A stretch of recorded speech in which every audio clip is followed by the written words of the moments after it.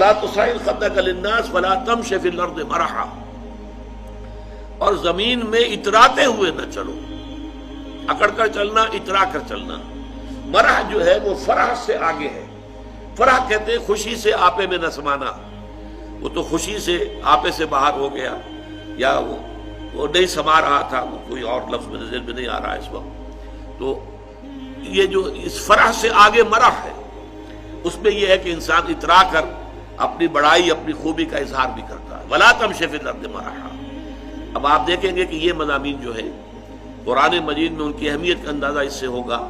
سورہ بنی اسرائیل کے چوتھے رکوع میں بھی آئے ہیں، ولا تمش فی الارض مرحا، زمین میں اکڑ کر مت چلو، یہ وہاں بھی آیا ہے۔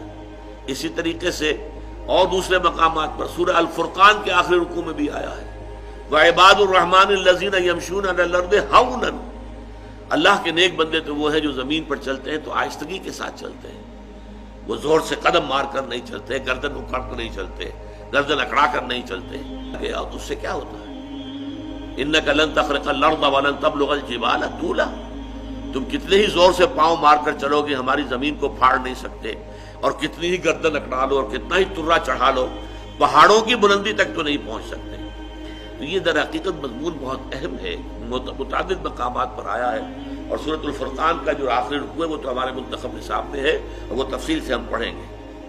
تو ولا تصعر خدك للناس ولا تمش في الارض مرحا ان اللہ لا يحب كل مختال فخور، یقیناً اللہ تعالیٰ کو بالکل پسند نہیں ہے جو اکڑ کر چلنے والے ہیں اور شیخی خورے ہیں۔ مختال کا لفظ بڑا پیارا ہے، یہ خیل سے بنا ہے۔ خیل جو ہے اعلیٰ نسل کا گھوڑا، بہت اونچی جس کی پیڈگری ہو، اگر آپ اس کی چال دیکھیں گے، اس کی چال میں ایک تمکنت ہوتی ہے۔ جب انسان اپنی چال میں یہی تمکنت اختیار کرتا ہے تو یہ اختیال ہے، گویا کہ خیل کا سا انداز اختیار کرنا اپنے چلنے میں، خیل سے باب افتعال بنا اختیال، تو اللہ تعالیٰ کو بالکل پسند نہیں ہے۔ کل مختال فخور، فخر کرنے والے، اپنی نیکیوں پر، اپنی دولت پر بھی فخر ہوتا ہے، لیکن اپنی نیکی پر بھی ہوتا ہے، اپنے علم پر بھی ہوتا ہے، اللہ بچائے، اپنی عبادت پر بھی ہوتا ہے، اللہ تعالیٰ اس سے اپنے حفظ و امان میں رکھے۔ ان اللہ لا يحب كل مختال فخور واقصد فی مشیک، اپنی چال میں میانہ روی اختیار کرو۔ یہ چال سے مراد یہاں پر صرف چلنا نہیں ہے، بلکہ پوری زندگی میں روش جسے ہم کہتے ہیں، اپنی روش میں۔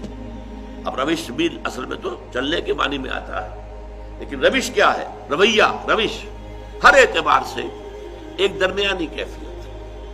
والقصد فی الفقر والغنا، حضور نے فرمایا ایک حدیث میں کہ مجھے میرے پروردگار نے 9 باتوں کا حکم دیا ہے، ان میں سے ایک یہ بھی ہے کہ چاہے تنگی ہو اور چاہے کشادگی ہو، کافی مال موجود ہو، کسی وقت قرض بھی لیا جا سکتا ہے، لیکن یہ کہ جو ضروری کام کرنے کے ہیں وہ کرنے ہی ہے۔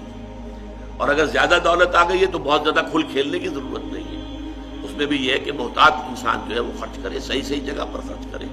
تو والقصد فی الفقر والغنا، تو یہ بھی اسی طریقے سے چال کا انداز بھی، اس میں بھی یہ ہے کہ نہ بہت تیز چل رہا ہو آدمی، نہ بہت دھیمے چل رہا ہو، اس میں بھی محسوس ہو ایک درمیانی چال سے انسان چل رہا ہے۔ خرچ کے اندر خاص طور پر یہ معاملہ آتا ہے کہ نہ تو کوئی بخیلی کا انداز ہو اور نہ اسراف ہو، نہ تبذیر ہو۔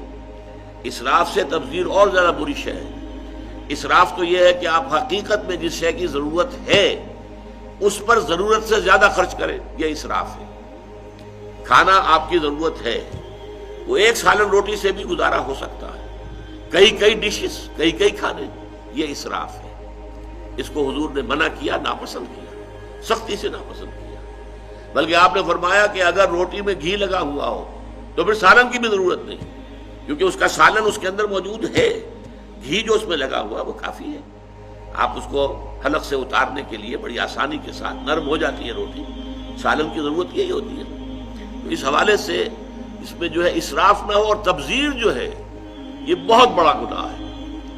نمود و نمائش کے لیے، دکھاوے کے لیے، اپنی دولت کا اظہار کرنے کے لیے اور مال خرچ کرنا جہاں کوئی ضرورت نہیں۔ بچی کی شادی ہے تو کوٹھی پوری بقعہ نور بنی ہوئی ہے، بجلی خرچ ہو رہی ہے، یہ ہو رہا ہے، اس کے پر کتنا خرچ ہو رہا ہے، کاہے کے لیے؟ یہ سب نمائش، نمود، اور اس کا جو نتیجہ نکلتا ہے کہ اسی کوٹھی کے اندر کوئی باورچی ہوگا، کوئی جو ہے وہ ان کا شوفر ہوگا، کوئی چوکیدار ہوگا، ان کی بچیاں جو ہے ہو سکتا ہے کہ وہ بوڑھی ہو رہی ہوں گھر میں بیٹھی ہوئی، اور ان کے ہاتھ پیلے نہیں ہو سکتے کہ کوئی بنیادی ضرورت کی چیزیں بھی فراہم نہیں۔ اسی لیے پھر جب کے زمانے میں سرخ جھنڈے بہت لاہور کی سڑکوں پہ نظر آئے تھے تو دولت مند لوگوں کو بڑا خوف ہو گیا تھا کہ یہ لوگ جو ہے یہ ہمارے پیٹ چاک کریں گے، ہمارے پیٹ پھاڑیں گے، یہ نفرتیں پیدا ہوتی ہیں۔ اسی لیے کہا گیا ان المبذرین کانوا اخوان الشیاطین، یہ سورہ بنی اسرائیل میں یہ بھی ہمارے منتخب نصاب میں درس آ جائے گا کہ یہ جو نمود و نمائش کے لیے دولت اڑانے والے لوگ ہیں یہ تو شیطانوں کے بھائی ہیں۔ وَكَانَ الشَّيْطَانُ لِرَبِّهِ كَفُورًا، اور یقیناً شیطان جو ہے